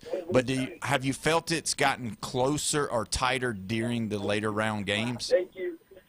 Yeah, I thought it was a little tighter last night than early. I thought the first couple games it was a little more physical around the rim, but you know, we did have some fouls that we shouldn't have had for sure, like that we didn't guard correctly on or opened up, gave guys an angle and whatnot. And so, you know, we've got to be more disciplined and do a better job of that. We had a lot of guys in foul trouble, so hopefully that's not a trend. Yeah, no doubt.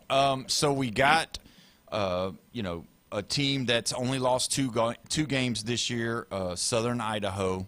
I think you called them CSI, which, you know, I hope Horatio don't show up and play.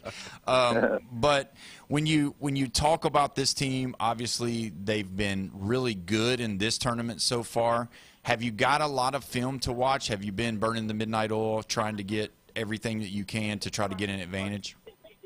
Yeah, we've had an advanced scout, so we had a scout ready as soon as the game was over, and then I just kind of turned right to them, and we started watching some film. They got a really nice team, and got a couple really good guards, and some guys that can really shoot. So, be another tough matchup. But I mean, this time of year, this point of the tournament, like you're going to be playing good teams and good players, so you got to be ready to go.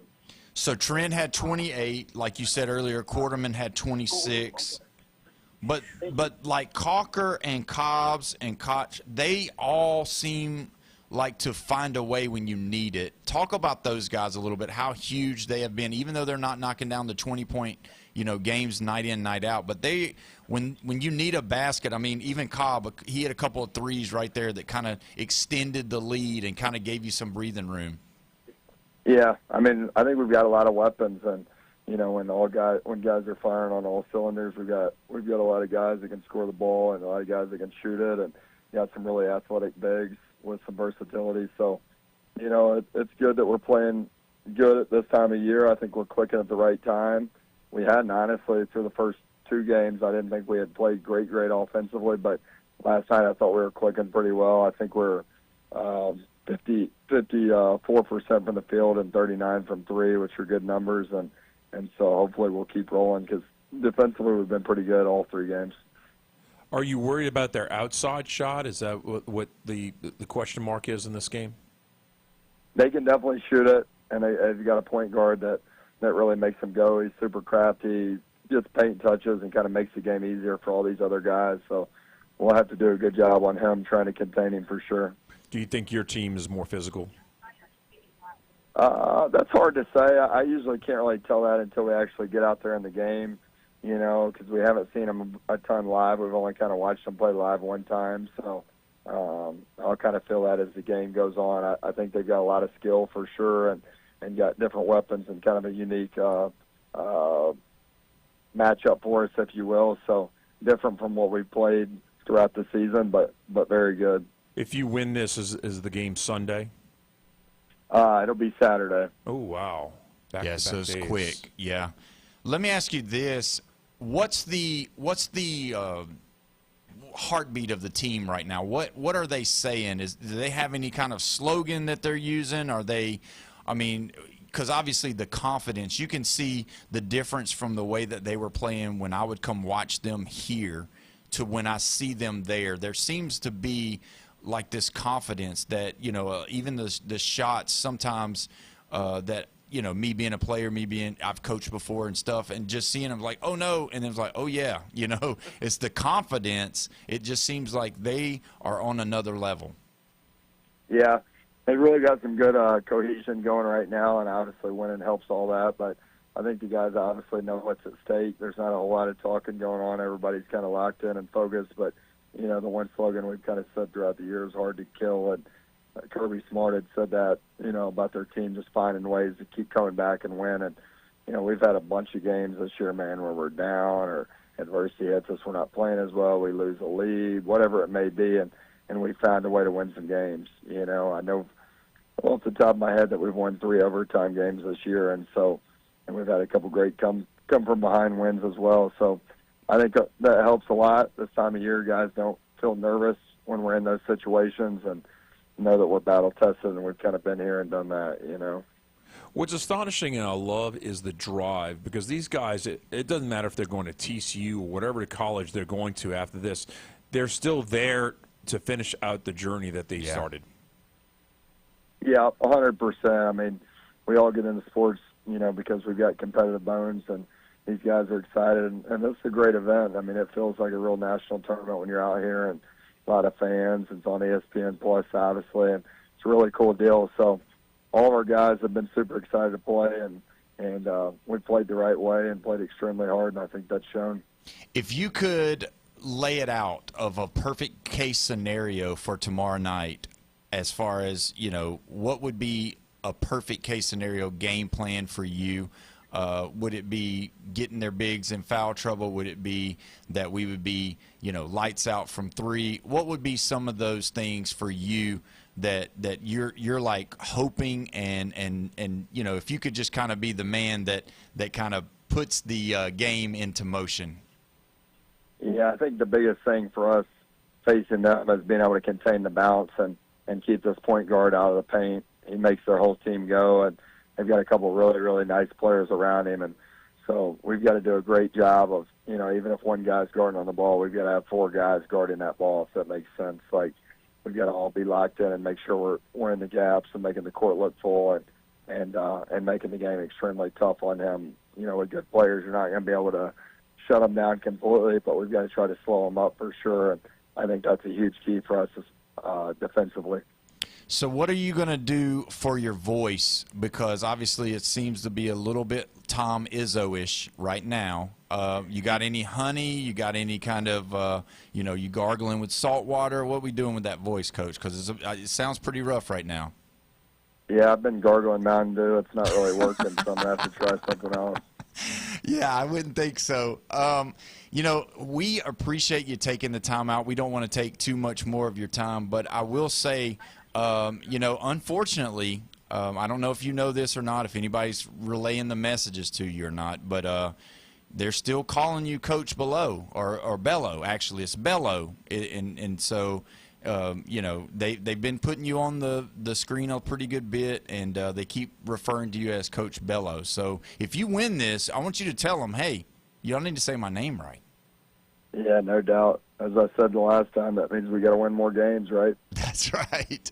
Well, Coach, we appreciate it, and again, we will be burning the midnight oil with you guys. Just let your team know that all of us are watching, and we're cheering on, and we're screaming at the TV and referees just like everybody else is. And we hope nothing but the best. And good luck, and keep it going, Coach.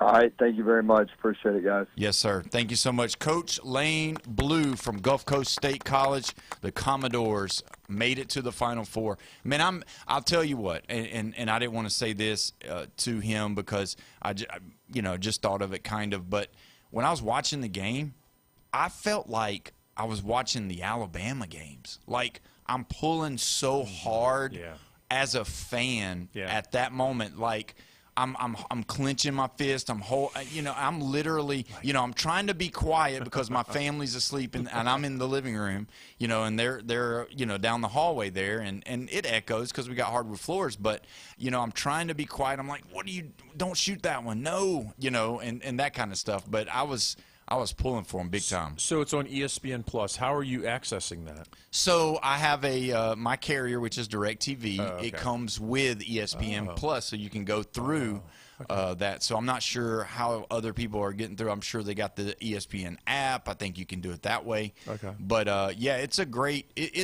game. The camera angles are really good. The play-by-play, I think me and you could actually do better. We might ought to call and see if we can come up and do next year's, play-by-play, because those guys kind of struggle some. But maybe I'm biased. But when you look at it, though, I'm just saying they're playing such a physical game, and it really does. I was talking to someone about it yesterday or today, and we were just talking about. When you see Division I players, they usually stand out a huge amount. Now, last night, Trent Lincoln had 28 points, like 6 rebounds, 7 assists. He was literally playing really good basketball. Not that he hasn't played good basketball, but, I mean, he was scoring the ball. And there were a couple of times where he single-handedly went down and scored, took it to the paint and scored. But that's not the case. It seems like there's such parity there. It's like if you were to tell me, oh, that guy signed with San Jose State or that guy signed with Arizona State or that guy is going to play for whoever next year, I'd believe you because it's really good basketball. It's not a step below. It's not a step down. Yeah. It's really not. And I was just like, I know that Gulf Coast has got 3 or 4 players that are going to go play at the next level going next year, and then not counting the freshmen that are there right now. And then the other teams, I don't know anything about them, but they had a guy that could really score the basketball too from the outside. So is Trent's going to TCU Horned Frogs, right?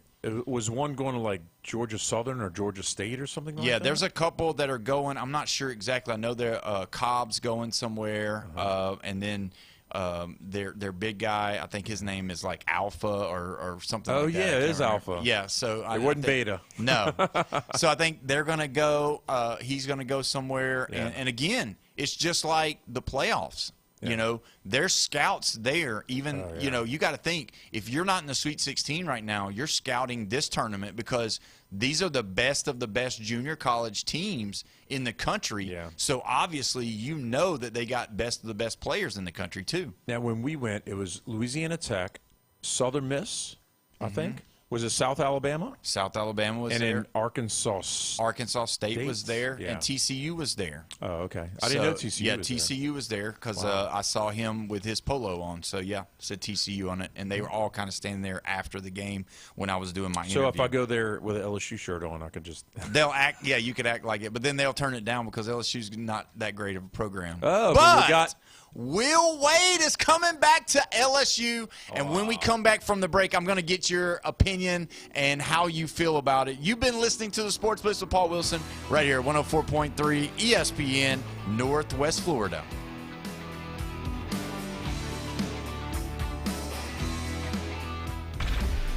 Call or text us now on the Red 7T studio line. 850-215-6290. While other radio stations are playing national contests with winners in Timbuktu, 104.3 ESPN Northwest Florida has real local winners. Hi, this is Dave Meat from Panama City Beach. Bona fide and certified local. Man, that's fantastic. Oh, my goodness. Keep listening to Win on the Gulf Coast. Hell yeah. Let's do it. I just won $250 from 104.3 ESPN Northwest Florida. This is Joanna with ESPN Northwest Florida. Here is your weather forecast on this Thursday evening. As we head into tonight, partly cloudy skies and a low of 64 with a very light wind. For tomorrow morning, some clouds with a calm wind and a temp near 72. In the afternoon and evening, a wind 10 to 15 miles per hour, sunny and a high around 75. For Saturday, mostly sunshine and a high of 75. This weather forecast is brought to you by Earthworks of Northwest Florida. Thank you for listening to ESPN Northwest Florida. Rely on it. Crawfish season is back, and the heat is on at Lone Star Boil House. Lone Star Boil House is where the locals go for delicious, mouth-watering Cajun crawfish, shrimp, buttery red royals, and everything crab. Plus, Lone Star Boil House is now serving liquor. Get crawfish 6 days a week, open to close. To-go crawfish also available at the front bar, and crush the follow on Facebook for frequent food and drink specials. Lone Star Boil House, 320 West 5th Street, downtown Panama City. That boot store can help you dress in style, from casual Western wear for a night out with family and friends to a special meeting that requires a fashion touch with Western flair. From boots to hats, belts to shirts to jeans, and a lot more for the smallest of the largest in name brand Western attire, including Carhartt work clothes. Shop that boot store for the whole family. Open Tuesday through Thursday 9 to 5, Friday and Saturday 9 to 5:30. Next to Billboard Kia, 15th Street, Panama City, where God is good all the time. The bracket is busted and the underdogs are hungry. Tonight, the madness returns. It's the Sweet 16 on 104.3 ESPN Northwest Florida. Can the Tide roll past Michigan? Will the Vols dominate the Midwest? The Sweet 16 begins tonight at 6. On your home for March Madness, 104.3 ESPN Northwest Florida. When the sun sets on the Emerald Coast, the freaks come out and play. Hi, I'm a recovering crackhead. Hand me that shotgun. Get on your knees! The Sports Blitz with Paul Wilson. 104.3 ESPN Northwest Florida. Welcome back. You're listening to the Sports Blitz with Paul Wilson right here at 104.3 ESPN Northwest Florida. Your spot for March Madness right here in the Panhandle. We are getting booted up and ready to go, man. It's not too long before the games will start tonight. If you want to be a part of the show, you can be 850-215-6290, the Red 7Ts phone line. Red 7Ts, your spot for all things custom apparel right here in the Panhandle. You know, we talked about it with Coach Blue and just how important these games are. It's going to be really important for all of these other teams as well. We've got a little bit of a coaching carousel going on, and I just, you know, it makes me wonder, how happy are you that Will Wade is looking like, I guess he agreed to a 7-year deal to come back to the LSU Tigers to be their head basketball coach. Tell us what happened, though. What did they do? The coaches, the AD and the president, right? Yeah. Are all gone, or from LSU, that were there when Will Wade was fired. Yes. And the way he left was really bad. It was a really bad situation. It was over lying to the NCAA about paying players. And I know you're going to say it wasn't. It was something else. No, it was more than that. I mean, it was like he was caught on he got wiretapped. He got wiretapped. And then he was boasting about how much he was paying players and all this kind of stuff. And, you know, 3 losing seasons since he's gone, you know, and they just want the old fire back. They want an opportunity to maybe prove themselves, because LSU basketball, I mean, we haven't made a Final Four in, I don't know, what is it, 20 years exactly, I think? Yeah. Something like that. It's been a long time. Yeah. Big Baby was the player. Yeah. Yeah, we ended up with the Celtics, and he was one of our big players back then. But anyway, he went to McNeese, right? Yeah, 1 year. And no, 2 years. He went to McNeese for 2 years. Yeah, he went to McNeese for 2 years, and then he did 1 year at NC State. The buyout was $5 million, but they negotiated it down to $4 million.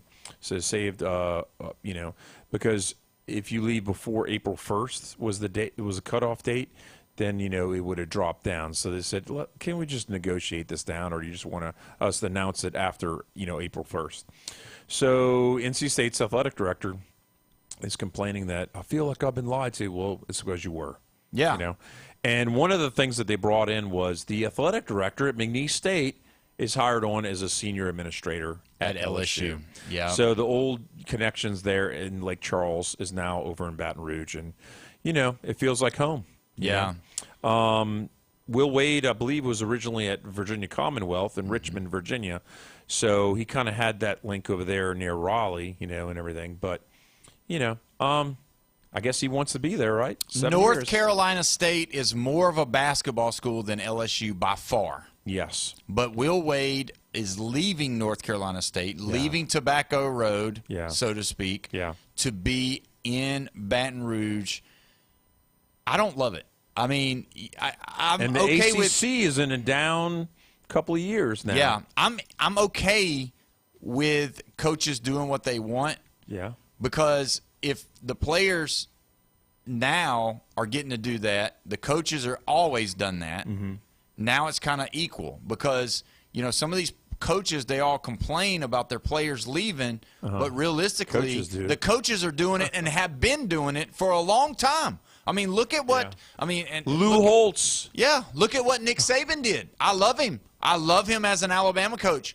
He come out and said, I'm not leaving the Dolphins to go to Alabama. Stop talking about it. And he was on the plane the next week. So I'm just saying, like, these guys, as much as they say, oh, this should be this for the kids, and this is for the kids, this is for the kids, they're not for the kids whenever it comes to their contracts. They're definitely going on with that. Let's talk about the coaching carousel real quick. It's crazy that we got a coaching carousel going on. We probably are going to have one. Not as bad as football. Not yet. Well, you got Sweet 16 coaches that are being involved in all of this. So you got to think about one job and one job only is North Carolina. So when you look at that North Carolina job, we talked about Nate Oates. Mm-hmm. We talked about Bill Self. And now there are reports that Billy Donovan actually is kind of interested. I mean, I know that, you know, social media, I know that there's websites that try to get you to click on there for clicks and all that. But they are saying that there's a chance that Billy D could be coming to North Carolina. Because the NBA, realistically, coaching in the NBA is almost, I don't know, it just seems like it's nothing. It's like they just roll a ball out there and say, okay, I mean, what plays are they really running? Because it looks like they just get the ball and either shoot a three or go one-on-one for the most part. I know they call plays, and I know they take, you know, they get the lineups done and all of that. But coaching in the NBA is totally different than college. Yeah, but those guys get results in the NBA. And, I mean, who's the Spurs coach that just retired? I forgot his name, but anyway, he was an icon, and then before that it was Phil Jackson. You know? Yeah, and those guys, and you got Steve Kerr that's there, and you know you've got all those guys. Yeah. But I don't know. It just don't. It doesn't feel like the same. So did you hear what Nate Oates said? Yeah, I heard him. Yeah, he loves Alabama. My girls love Tuscaloosa. And go ahead. He said, apparently, people who are speculating that I'm going to North Carolina do not know who I am. But we've heard this before. You don't believe anybody. I don't believe the coaches. The coaches, as much as they act like they have this, so to speak, how they are these upstanding citizens, they lie. I'm sorry, Jeffrey, they lie. So, out of all the best odds for getting the North Carolina job, Nate Oates comes in at fourth, and is that fifth? No, sixth. Sixth is Billy Donovan. Mm-hmm. Now, this is this morning, so odds change and everything. Afternoon. Yeah. And there at the bottom, Jerry Stackhouse at the Warriors. Yeah. That's wild because he played there, right? Yeah. Iowa State's coach, TJ Otzelberger, or whatever, however you pronounce it. Yeah, Otzelberger. He has come out and said that he is a Cyclones coach. He loves the Cyclones and all of that. But it's the same thing that Nate Oates says. Yeah. They've got to say that right now because their team's about to play in the Sweet 16 for the chance to go to the Elite Eight. So, really, when you look at how these guys are they're all just playing the game. So, but either way, we're going to go ahead and go to the Red 17's phone line. We got Neil on the line. Neil, how you doing today, my man?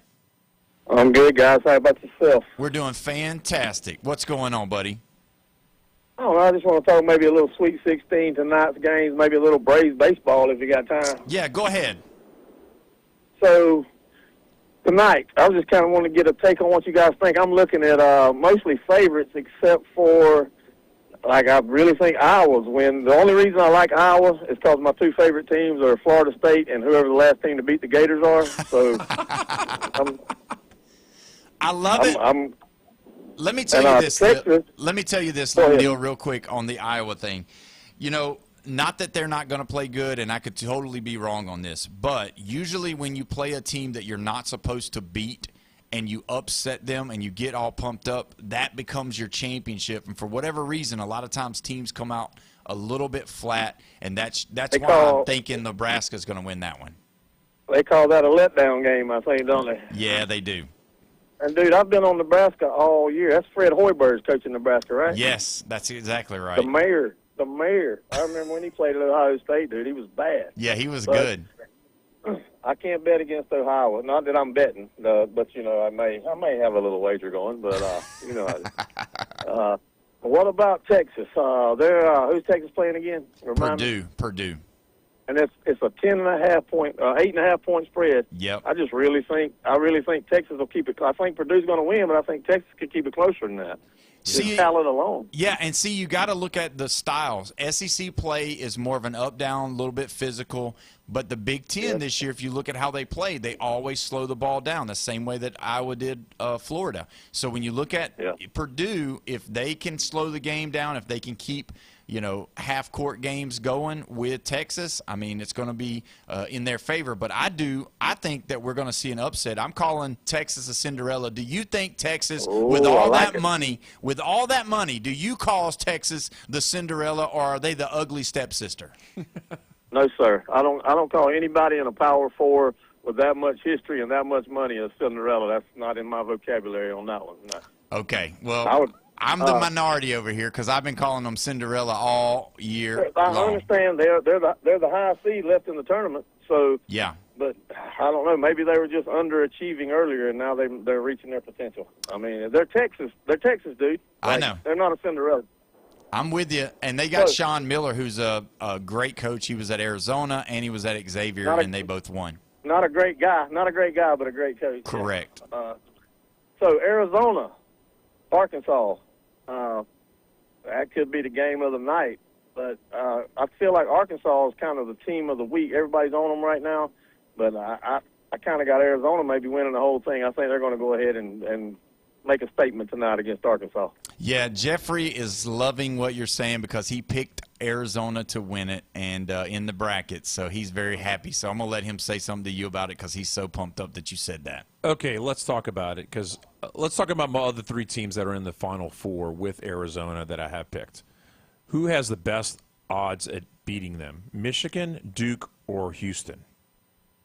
I like Michigan. Yeah, that's what I thought too. Yeah.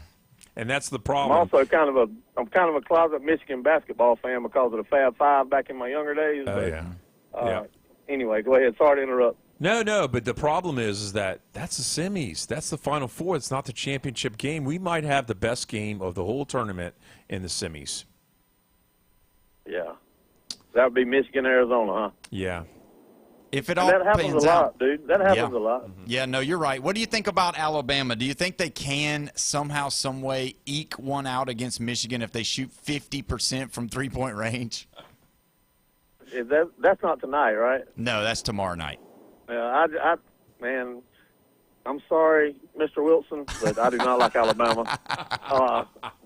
If they're playing, I'm rooting for the other team. And like I said, I'm also a Michigan fan. Or a closet fan, don't say that. I'm a Florida State fan. I bleed garnet and gold, bro. Yeah. But I don't have anything to go for there. They're playing baseball, and they're doing okay in that. But anyway, I want Alabama to lose as quick as possible.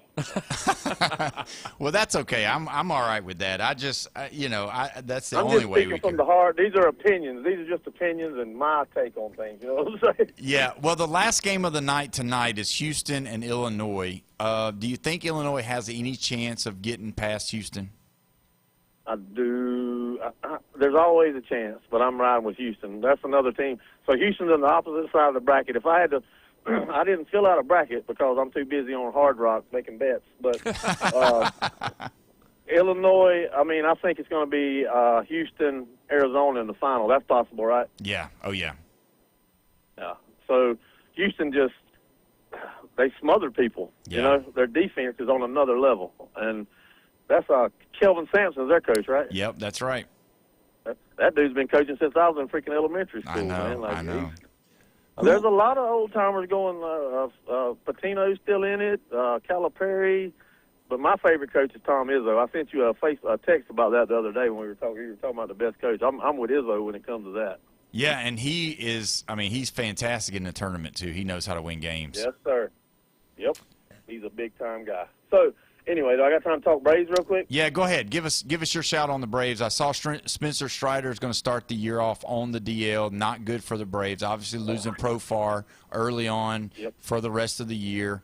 Not having Ozuna there, but, having some of these other guys that are healthy and coming out ready to go. What are you thinking about them? I just think starting pitching is we don't have the starting pitcher. Chris Sale he's a dog, but dude, he's getting old. And like I just saw a rundown of our starting rotation the other day, and it does not impress me. That Ronaldo Lopez, he's topping out at 89 miles per hour. I watched Continental Hornets. They got pitchers throw faster than 89 miles per hour. And then Strider can't stay healthy. Schwellenbach, he's a young guy. And then we got Kenny Powers. What's his name? You know what I'm talking about? Yeah. Grant Holmes. Grant Holmes, yep. You got Kenny Powers. That's good. It's just, oh, man, I feel like with Acuna in the lineup, you got a chance. We got Albies. We got Riley at third. Big Matt Olson at first. Like, we got bats. But at some point, you got to stop. You can't just outscore every team every game. And not to mention the NL East is a beast this year with the Mets and the Phillies. And then the National League is tough. And I'm going to watch and I'm going to root for the Braves and see what happens. And it's baseball, so anything can happen. But I'm just not real confident in starting pitching right now. Yeah, and that's the biggest problem that they had last year is that when they did sputter at not being able to produce runs, especially with Acuna out of the lineup, and you had Albies and Murphy's out of the lineup, and you're hoping that Drake Baldwin takes the next step. You're hoping that Acuna stays healthy and does his thing, and you're hoping that the corners are going to do their thing this year, stay healthy with Riley and shortstop is the question mark. Yeah. I mean, but the thing is that if those guys can hit and produce runs, all you're going to need to do is, get on base and walk or something because Riley and those guys can really hit the baseball, but it's the starting pitching that scares me. So we'll see. We're going to do some. We got some connections with the Braves, and we're going to be doing some fun stuff with them this year. So hopefully they'll turn it around from last year and kick it off. Yes, sir. Hey, it was good to talk to you guys. Shout out to the Continental Hornets and T-Bone Jones and Not Train Lane and the guys. They're having a tough time right now, but they'll get back on track. All right, Neil. Well, we appreciate it, man. Always a pleasure. Have a good day. You too, man. Talking about the Braves real quick, actually opening day is today. Last night they had the Yankees and they Giants. They blew them out. 7-0. Yeah, blew them out. But 4 strikeouts. Aaron Judge, 4 strikeouts. I knew you were going to bring that up, so I've been prepared for it. And I read. I'm a part of some of these group chats about travel ball, and it said the greatest hitter on the American League side is Aaron Judge, right now, and he struck out 4 times in a game. Yeah. So when little Johnny strikes out this weekend at his tournament, don't worry about it. It's fine. Aaron Judge does the same thing. It's fine. But Skeens saw he was down 6-4 today at the Mets. Yeah, didn't do good. Had a bad outing. But there was 2 errors that were in the outfield by O'Neal Cruz. And O'Neal Cruz is their tall, used to be shortstop. Now he's their center fielder. They moved him to center field because he was slowed down at short. But he missed 2 balls out there. One was in the sun, and one looks like he was just misjudged it. Like, clearly misjudged it. Are you more worried about the Phillies or the Mets in the Braves division? I don't know because the Mets are, they did good, but they hit playing the Pirates. Yeah, he hit Skeens pretty good, but there was those errors that really caused trouble. If the Braves can do what Braves pitching can do, they'll be fine. But if the pitching is bad, which is starting out bad because of all the injuries, it's not looking great. So I'm not optimistic in the fact of being able to compete with the Mets and the Phillies, but I'm just hoping by chance their bats are alive while their pitching is down. So that's the big thing for me. But either way, we're going to go ahead and take our next break. When we come back, we'll finish it off talking about tonight's games and tomorrow's games. You're listening to the Sports Blitz with Paul Wilson right here, 104.3 ESPN, Northwest Florida.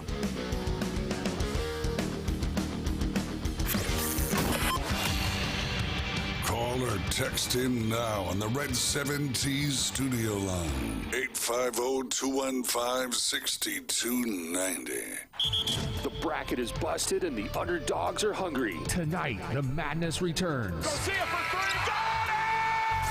It's the Sweet 16 on 104.3 ESPN Northwest Florida. Can the Tide roll past Michigan? Will the Vols dominate the Midwest?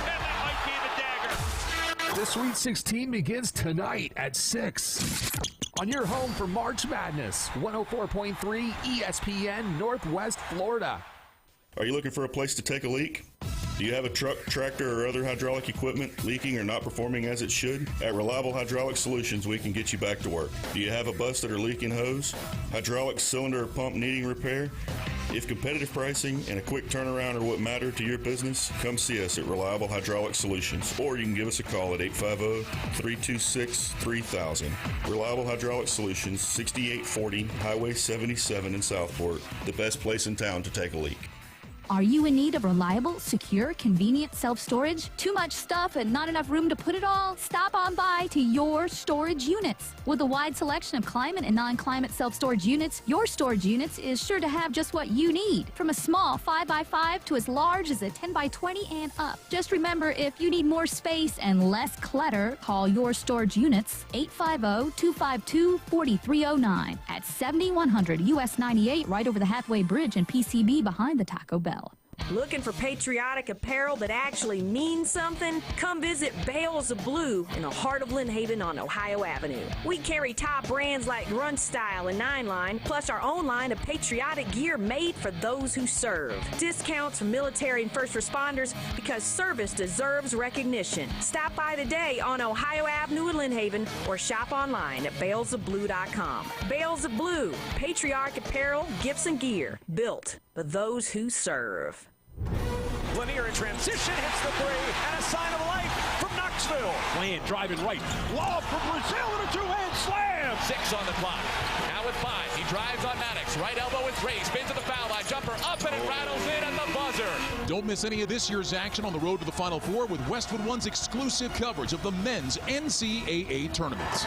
Listen live exclusively on 104.3 ESPN Northwest Florida and the ESPN Northwest Florida app. This is Coach Stephen Pearl. Your home for Auburn basketball on the Panhandle is 104.3 ESPN Northwest Florida. Now back to the most opinionated sports talk show on the Panhandle. This is the Sports Blitz on 104.3 ESPN Northwest Florida. We are back live and local right here at 104.3 ESPN Northwest Florida, your spot for college basketball. We're excited about it tonight. Don't forget, if you want to call in, we've got about 15 minutes left. 850-215-6290, the Red 7T's phone line. A little thing come across my phone, and Bill Murray's son, Luke Murray, who is an assistant coach at UConn, is now finalizing a deal to become Boston College's new head coach. So Bill Murray's son, from the famous actor, his son is going to that be Bill Murray. Yeah, that Bill Murray. So there you go. So the new Boston College head basketball coach, they're going to bring him back. They need some more ACC winning going on over there. Speaking of ACC winning, Duke Blue Devils, there's a report out. This might sound good for some of you that have been picking Duke to win. Duke guard Caleb Foster will be a game-time decision for the Blue Devils' Sweet 16 matchup against St. John's on Friday, John Shire announced. Foster hasn't played since March the 7th after suffering a foot fracture. So he's one of the guards that we've been talking about, and, that's just crazy. I did get Paul Skeen's numbers from today. 0.2 innings pitched, 4 hits, 2 walks, 5 earned runs. That is a 67.50 ERA to start the 2026 season, which is not good for Skeens, but he'll bounce back. He's probably the best pitcher in college basketball. I mean, college, Major League Baseball. So either way, so let me ask you this. The top 16 Sweet 16 players, they've got Boozer ranked number 1. Then you got Darius Acuff, Lindenberg from Michigan, and then Fears from Michigan State, Wagner of Illinois, Smith from Purdue, Flemings from Houston, Jefferson from Iowa State, Reed from UConn, Burries from Arizona. See, that's the one I was waiting for. Philon. See, they got him ranked 11th. 11th. So Philon from Alabama, EG04 from St. John's, Bradley from Arizona, Sturts from Iowa, Gillespie from Tennessee, and then Caraban from UConn. So you got 2 from UConn. You got 2 from Arizona. Everybody else just has 1 as far as the top. So they didn't have Del Orso for Arizona? No. Just those 2. I know you're trying to push them up to be the best because you had said that Burries was going to be, top 5 pick, but it doesn't look like it. Okay. So I just wanted to throw that in. I know we had talked about it yesterday. Let me give you another little history nugget. Every time Duke has ever won a national championship, I heard they have beaten St. John's in that same season. So if Duke wins tomorrow night, then that smells good. Okay, let me tell you about that. I'm listening. Okay. There was also a saying that NC State beat Duke in the regular season every time Duke has won the national title. And guess what didn't happen this year? What? NC State didn't beat Duke in the regular season. So, you can say all these things have to happen, but they're totally independent, different players, everything, even different coaches in this case, right? Yeah. Oh yeah, here's what's crazy. Arizona lost 2 games this year. We forgot those are back-to-back games. They lost at Kansas, and then they lost to Texas Tech in overtime. Yeah. And a different Texas Tech team because they still had their All-American Toppin.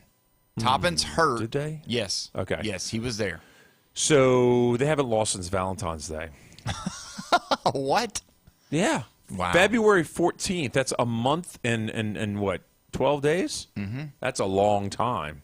Yeah. And back-to-back. So they were on a win streak, lost 2, and then went on a win streak. They don't remember losing. They don't even remember what it feels like to lose. Know. Exactly. Wow. I'm just saying. And Arkansas, didn't they get killed by Florida like about 5 games left in the season? Yeah, like by 20 or 30. And that was towards the end of February. I think it was the 28th or something like that. They got crushed. And before that, they lost to Alabama. They lost to Georgia. Yeah. This is a team that's lost Kentucky. Yeah. Yeah. But, Arizona's got a longer win streak. But these are 2 hot teams because they both won their conference Arizona tournament. is hot, and I keep wanting to say, when I think of Calipari, it just automatically computes from my brain to my mouth, Calipari, UK. Yeah. But Calipari's got these Razorbacks Yeah, he does. ready to play. Let me read you something about the buyout numbers for the 5 college coaches that have been listed. Florida's Todd Golden is listed at $16 million buyout. Arizona signed an extension last year. Arizona's Tommy Lloyd, which nobody really has said much about. I heard some stuff. $11 million buyout. Yeah. Alabama's Nate Oates, $10 million on April the 1st. It's $10 million on April the 1st. So it drops down? Yeah, to $10 million on April the 1st. Okay. Yeah. Which, they're playing. The championship is on the 6th? Yes, I think so. Of April. Michigan's Dusty May. Oh, yeah. $7.5 million. And then Iowa State's TJ Otzelberger. Is this Dusty May's, second year? I think so, yeah. Yeah, okay. And he's done a fantastic job. He's not a big name. These new coaches are just fantastic. But what does it kind of surprise you that some of the names that have been talked about? I mean, does it surprise you with Will Wade going? It just kind of everybody's kind of like, oh, no. If Will Wade can go back to LSU after all of that mess, can just leave a basketball school, North Carolina State, they're not isolating it as just a regular incident. It's a oh, no, what if that happens to our coach? Because everybody's freaking out. Let me give you the ages. I don't know if you know this or not, but John Shire is the youngest coach in the Sweet 16. He's at 38. Ben McCollum is 44. TJ Otzenberger is 48. By the way, have you ever watched him coach, TJ Otzenberger? A little bit. Did you ever notice that his polo that he wears is one size too small? Is it? Somebody needs to tell TJ to get out of that youth medium and get into that large. He wears tight shirts. But anyway, 49-year-old Dusty May at Michigan, and Tommy Lloyd's 51 at Arizona. Nate Oates is 51. Dan Hurley's 53. Fred Hoiberg at Nebraska is 53. Calipari's 67.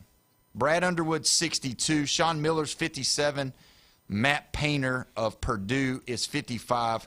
Kelvin Sampson, 70 years old. Tom Izzo, 71 years old. He doesn't act it. Rick Barnes, 71 years old. And rounding out the top 16, Rick Pitino, 73 years old. You know, if you look at it like that, John Shire's got about 35 more years to coach. I mean, really, if you look at it, if they're going to coach into their 60s, you know, Ben McCullough's got 20 years, TJ's got 20 years. So, yeah, I would offer these guys 5, 6, 7-year contracts and see what happens. And if it don't work out, you got plenty of more coaches that you can go get. So, like Bruce Pearl. Yeah, I mean, he's wide open and ready to go. But when you look at these games tonight, you got the Arkansas-Arizona game, which we've talked about. We've talked about the Texas-Purdue game, and then you got the Illinois-Houston. If I told you that all of the lower seeds are going to advance, you would say, no way. Is there any stretch that a lower seeds wins tonight? And if so, tonight? Yeah. I could see Arkansas pulling an upset on Arizona. I could see Texas possibly beating Purdue. Actually, I could see Iowa beating Nebraska. So everybody. So who's the last one? That's it for tonight. No. I got Houston, Illinois. Yeah, I could not see Illinois beating Houston. That's the one that I'm like, it ain't happening.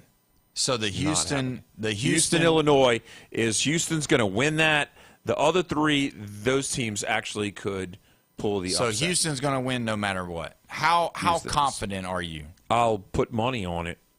Okay. Yeah. How much money are you putting on it? You going to let us know? We'll talk about after the show. Okay. Yeah, I'll put money down on it. Okay. Mm-hmm. So, and it's going to be on the spread or just the win, period? So it's an 8.5-point spread? Yeah, I'll put it on the spread. Wow. So you think they're going to beat them by more than 8.5? Yes.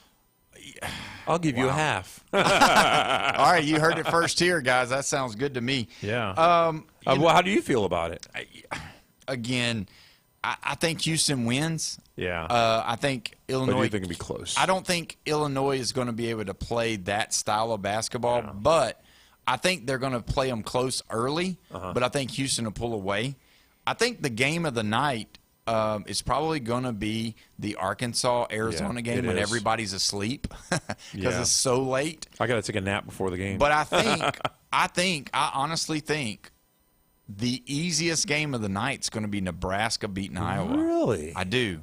I think they're familiar, but I think Nebraska is going to beat Iowa. I think, again, I believe in the letdown that we just talked about. They split, but let me ask you a question. Did you know that when Nebraska beat Iowa towards the end of the year, actually, I think it was the last game of the regular season, it was an overtime game. Nebraska needed overtime to beat Iowa the one time.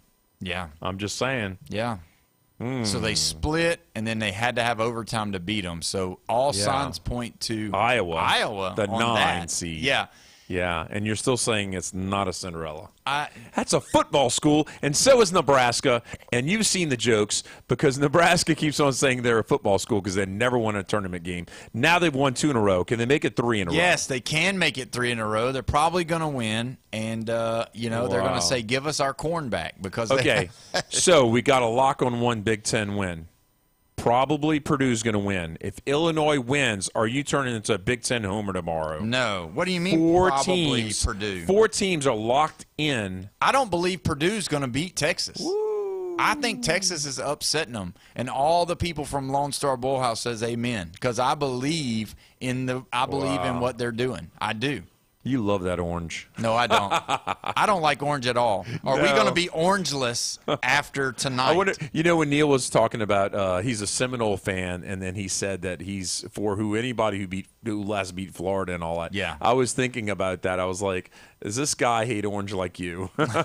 Maybe. I mean, we've got 3 teams that's got the orange, and so Tennessee, Illinois, and Texas. So hopefully we'll be orangeless soon.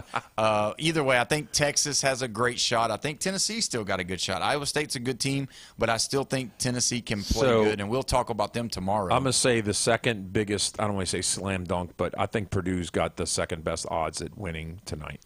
Well, I think after Houston, it's Purdue. And see, that's the larger of the seeds, a 2 playing an 11. And I would love for the 11 to get in there just because. But the 2 versus a 3 should be close, but I'm saying no. Yeah, it should be. Yeah. But if you look at the game times, it's terrible. Obviously, the Illinois-Houston game is going to be at 9:05 if possible. You know what I mean? If possible, So, but either way, we are going to wrap it up here. Don't forget, Recommended Collision Center. They're your spot for all things body shop related. Go see those guys on Jinx Avenue. They'll do you right, as always. Thanks for listening today. Don't forget, tonight, the Sweet 16 starts in about 2 minutes. You're watching, listening, and all of the above for March Madness right here at 104.3 ESPN Northwest Florida.